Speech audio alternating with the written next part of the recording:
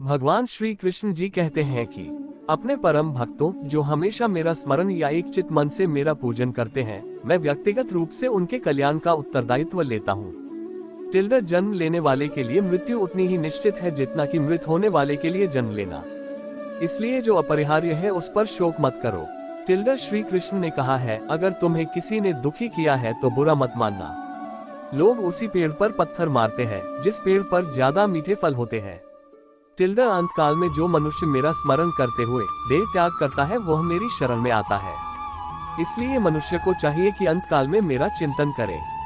ये सच बात है कि भूल करके इंसान कुछ सीखता है, परंतु इसका यह मतलब नहीं कि वह जीवन भर भूल करता रहे और कहे कि हम सीख रहे हैं। कृष्ण कहते हैं, इस जगत में मनुष्य भौतिक वस्तुओं का भोग कर सकता है। अगर वे चाहे तो सब कुछ छीन सकते हैं, मनुष्य कुछ भी नहीं कर सकता। स्वार्थ से रिश्ते बनाने की कितनी भी कोशिश करे वो कभी नहीं बनते हैं, और प्रेम से बने रिश्तों को कितना भी तोड़ने की कोशिश करे वो कभी नहीं टूटत। जो इस लोक में अपने काम की सफलता की कामना रखते हैं वे देवताओं का पूजन करे। व्यक्ति जो चाहे बन सकता है यदि विश्वास के साथ इच्छित वस्तु पर लगातार चिंतन करे। शब्द उतने ही बाहर निकालने चाहिए जिन्हें वापस भी लेना पड़े तो खुद को तकलीफ न हो। परायों को अपना बनाना उतना मुश्किल नहीं जितना अपनों को अपना बनाए रखना होता है। इंसान की सोच ही उसकी सबसे बड़ी पहचान है, वरना दुनिया में एक नाम के अनेक इंसान है। बहुत विनम्रता चाहिए रिश्तों को निभाने के लिए, छल कपट से तो सिर्फ महाभारत रची जाती है। यदि आप किसी के साथ मित्रता नहीं कर सकते हैं तो उसके साथ शत्रुता भी नहीं करना पड़ता है, किंतु अमर बनने के लिए एक एक कण बांटना पड़ता है। जिंदगी में सब कुछ खत्म होना जैसा कुछ भी नहीं होता, हमेशा एक नई शुरुआत हमारा इंतजार कर रही होती है।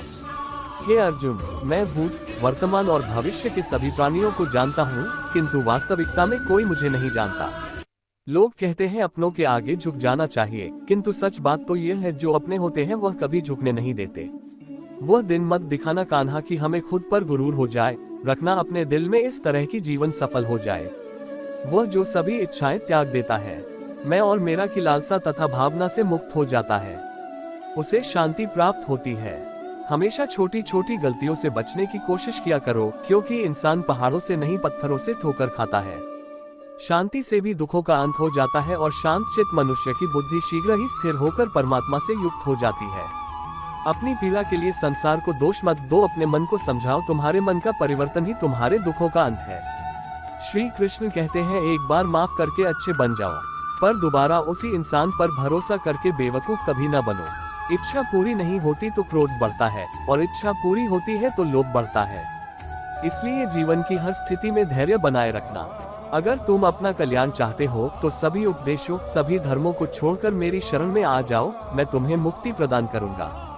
अगर व्यक्ति शिक्षा से पहले संस्कार, व्यापार से पहले व्यवहार और भगवान से पहले माता पिता को पहचान ले तो जिंदगी में कभी कोई कठिनाई नहीं आएगी। विषयों का चिंतन करने से विषयों की आसक्ति होती है, आसक्ति से इच्छा उत्पन्न होती है और इच्छा से क्रोध होता है, क्रोध से सम्मोहन और अविवेक उत्पन्न होता है।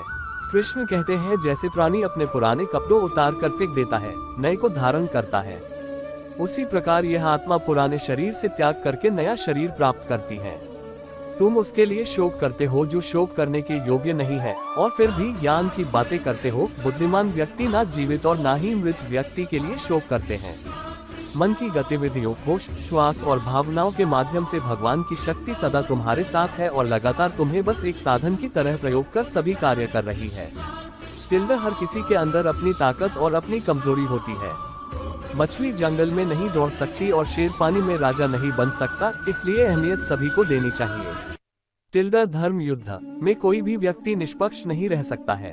धर्म युद्ध में जो व्यक्ति धर्म के साथ नहीं खड़ा है, इसका मतलब है वह अधर्म का साथ दे रहा है, वह अधर्म के साथ खड़ा है। अगर कोई मनुष्य हमारे साथ बुरा कर रहा है तो उसे करने दो, यह उसका कर्म है और समय उसके कर्म का फल उसे जरूर देगा।